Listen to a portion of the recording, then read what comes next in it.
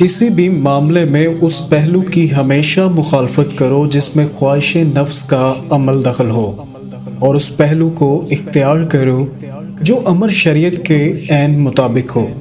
ایسا کرنا تمہیں کامیابی سے ہمکنار کر دے گا۔ انسان کو اللہ کی سیدھی راہ سے ہٹانے والے عناصر میں دو اہم عناصر نفس اور شیطان ہیں۔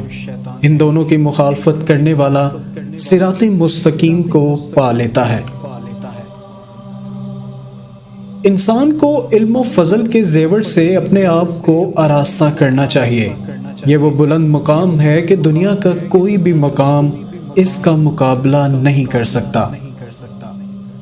میں نے دنیا داروں کو آزمایا تو سارے ہی بخل کے مجسمے نظر آئے، اور وہ بخیل جو اپنی ذات پر خرچ نہ کر سکتا ہو دوسروں پر کیسے خرچ کر سکتا ہے۔ محتاج آدمی ہمیشہ دوسروں کی ضرورت پر اپنی ضرورت کو مقدم رکھتا ہے۔ موت سے کسی نفس کو چھٹکارا نہیں، جو یہاں آتا ہے جانے کے لیے ہی آتا ہے۔ اگر دنیا ہمیشہ رہنے کی جگہ ہوتی تو انبیاء کرام زیادہ مستحق تھے کہ وہ ہمیشہ رہتے۔ ازل سے ابد تک رہنے والی ذات صرف اللہ کی ہے۔ موت قریب آتی ہے تو دو چیزیں ظاہر ہونا شروع ہو جاتی ہیں۔ فضا تنگ ہونا شروع ہو جاتی ہے، دوا اپنا اثر دکھانا چھوڑ دیتی ہے۔